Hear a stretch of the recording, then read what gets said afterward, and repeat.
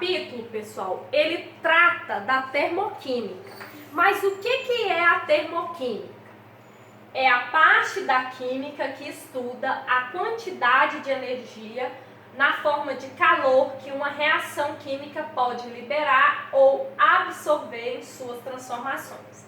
Como assim, professor? O que significa essa definição? Termoquímica. O que nós vamos estudar? A troca de calor nas reações químicas. E só existem dois tipos de reações químicas que trocam calor. Ou essa reação é exotérmica, observe a imagem, a setinha vermelha significa para mim o calor. O calor está saindo do sistema, o calor está sendo liberado. Então, reação exotérmica é aquela que libera o calor. O outro tipo de reação é a endotérmica, aquela que absorve o calor. Observe a setinha, ela está entrando no sistema. Então, são esses dois tipos de reações que nós vamos trabalhar por enquanto. Reação exotérmica, que libera o calor, e a endotérmica, que absorve o calor. Vamos relacionar processos exotérmicos e endotérmicos com o estado físico da matéria. Para isso, eu coloquei aqui para vocês uma imagem da água nos três estados físicos. Quando a água está no estado sólido e passa para o estado líquido, ocorre a fusão. Só que para isso acontecer, vamos imaginar você na sua casa. Você retira a forminha de gelo do congelador, coloca sobre a pia. Para que ocorra o derretimento, que é a fusão, é necessário absorver calor. A mesma coisa acontece quando você coloca uma panela cheia de água na chama do fogão. Para que você veja o vapor subindo, é necessário absorver o calor da chama do fogão. Então, eu tenho aqui processos endotérmicos, que são aqueles que absorvem calor. E processos contrários à fusão e à vaporização, que no caso seria a liquefação e a solidificação, são processos exotérmicos, aqueles que liberam calor. Então, nessa aula, pessoal, o foco é que vocês saibam reconhecer reações exotérmicas e endotérmicas. Então, a primeira coisa que nós vamos relembrar é qual é a estrutura geral de uma reação química. Toda reação química é representada por uma seta. Antes da seta, sempre vem o reagente. Após a seta, sempre vem o produto. Então, isso é fixo. Então, observa a seta, tem a cabecinha. Antes da cabecinha da seta, tem o reagente. Após a cabecinha, tem o produto. Beleza?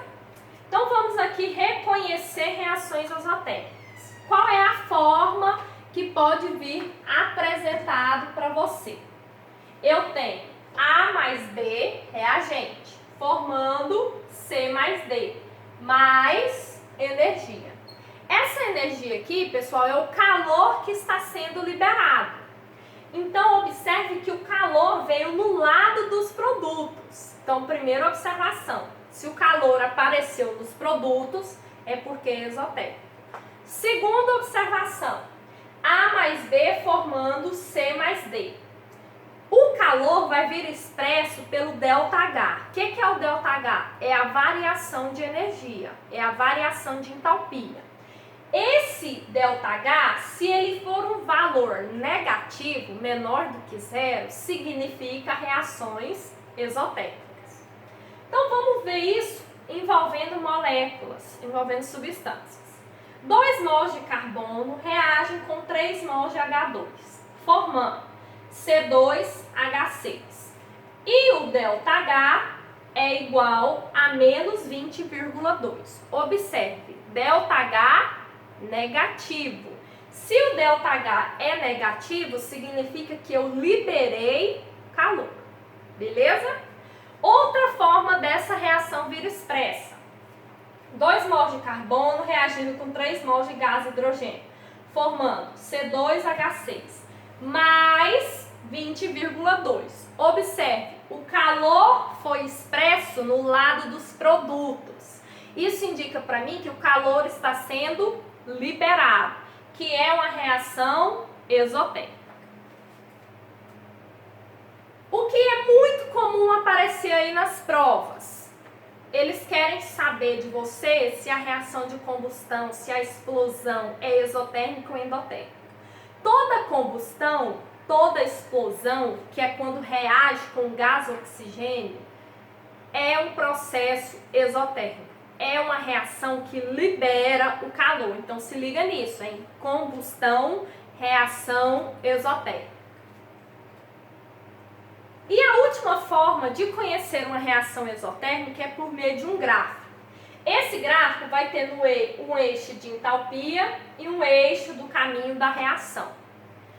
Nesse caso, pessoal, vai ser notável para você, vai ser nítido, que a entalpia do reagente sempre vai ser maior do que a entalpia do produto.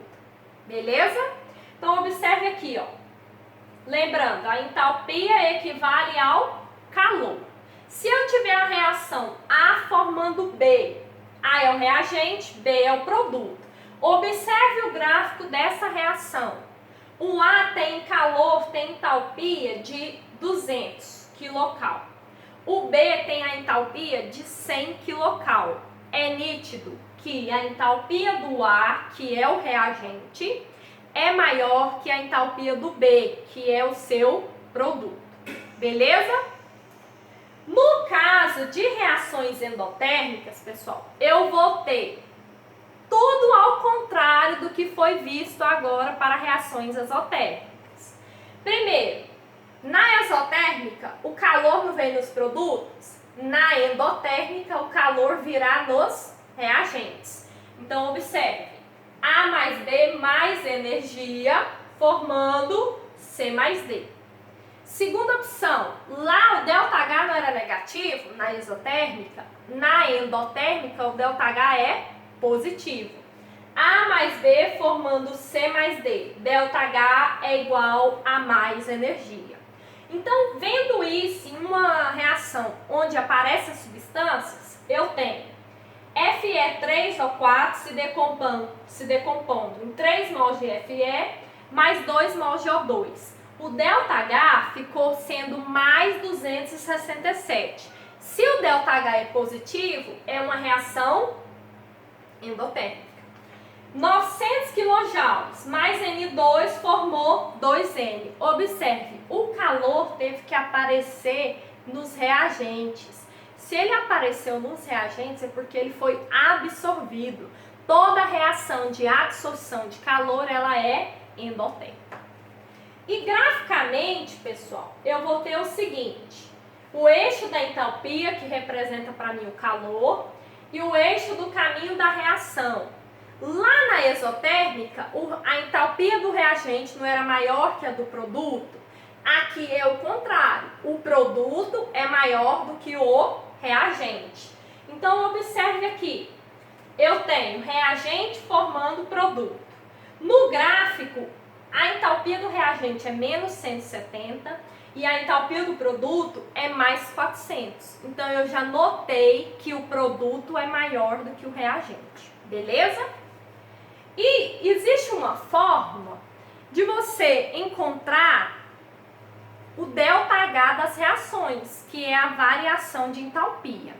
Essa forma é bem fácil. É uma fórmula onde você vai pegar a entalpia do produto e vai subtrair da entalpia do reagente. Então, vamos ver em um exercício como isso funciona.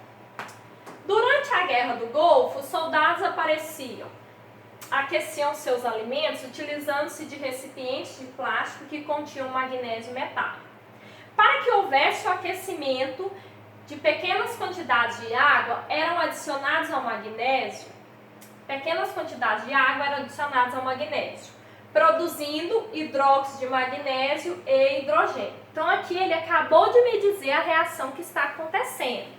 A reação é, na guerra eles queriam aquecer os alimentos, então eles adicionavam água ao magnésio, formando hidróxido de magnésio e gás hidrogênio.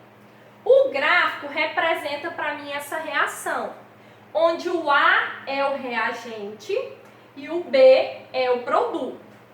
E aí o exercício pede: o diagrama de entalpia dessa reação é mostrado na figura abaixo.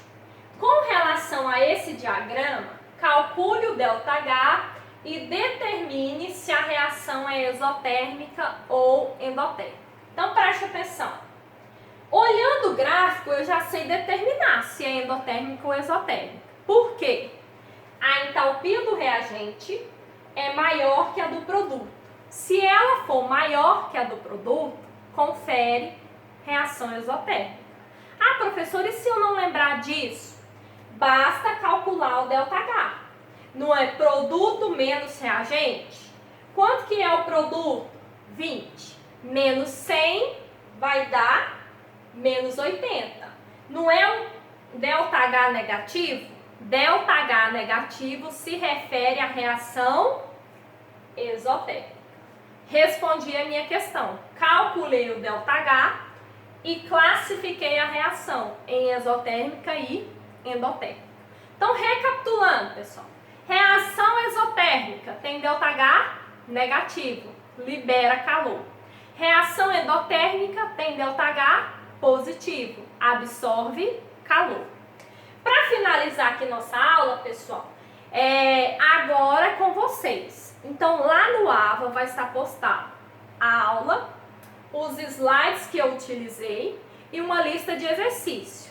Então, vocês assistam a aula, tirem as suas dúvidas nos slides, estudem, resolvam os exercícios. E se tiver dúvida nessa lista, pessoal, é só chamar no WhatsApp, beleza? Tchau, abraço!